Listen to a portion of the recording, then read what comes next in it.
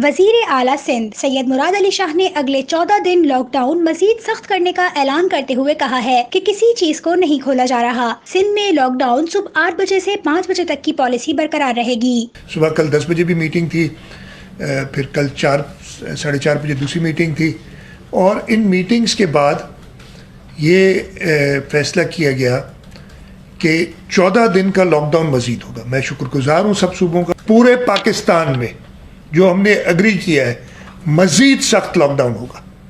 हमने कहा डबल सवारी अब नहीं अलाउ करेंगे मोटरसाइकिल पे, सिवाय अगर कोई खातून हो, फीमेल मेंबर हो, हम नहीं करेंगे।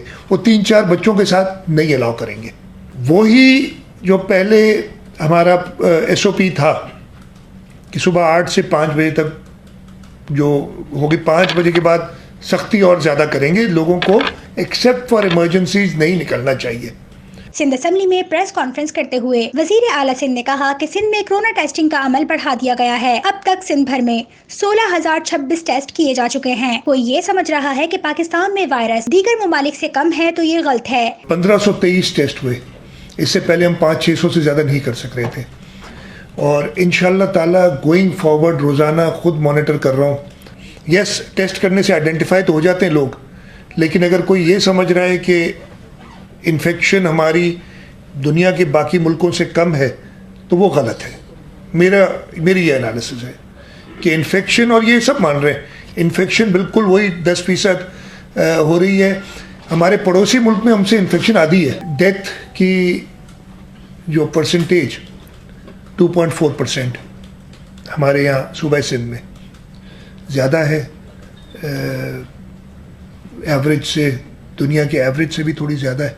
मुराद अली शाह ने कहा कि हमने प्लम्बर, हेयर ड्रेसर, दर्जी की दुकानें खोलने से मना कर दिया है। ऑटोमोबाइल इंडस्ट्री खोलने जा रहे थे, इस पर भी हमने मना कर दिया। वफाक का और कुछ सूबों का ख्याल था, कुछ सूबों का, सबका नहीं, कि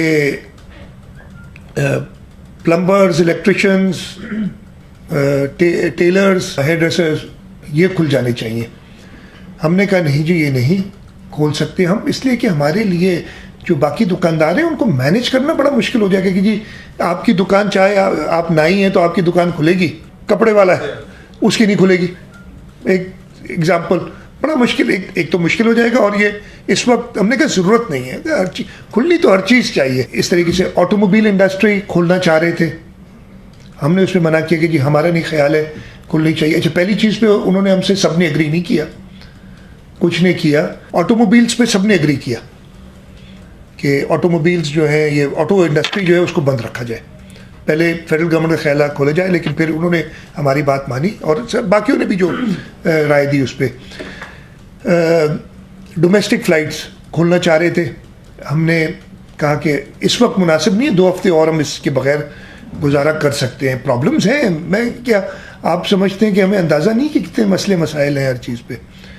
उन्होंने बात मानी सबने और कहा कि ठीक है। वजीर आला सिंध ने कहा कि रेस्टोरेंट्स की होम डिलीवरी भी SOP से मशरूत हैं। रेस्टोरेंट्स SOP फॉलो करके ही होम डिलीवरी कर सकते हैं।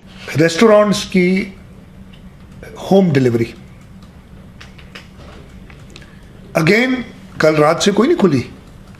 आज भी जब तक वो SOPs को फॉलो नहीं करेंगे, अगर कोई खोलेगा तो उस पर एक्शन होगा। कुछ हमें रिलैक्सेशन कुछ एरियाज़ में करनी पड़ेगी जहाँ पे ऐसे छोटे रेस्टोरेंट से जहाँ गरीब लोग जाते हैं वहाँ होम डिलीवरी का कॉन्सेप्ट नहीं है।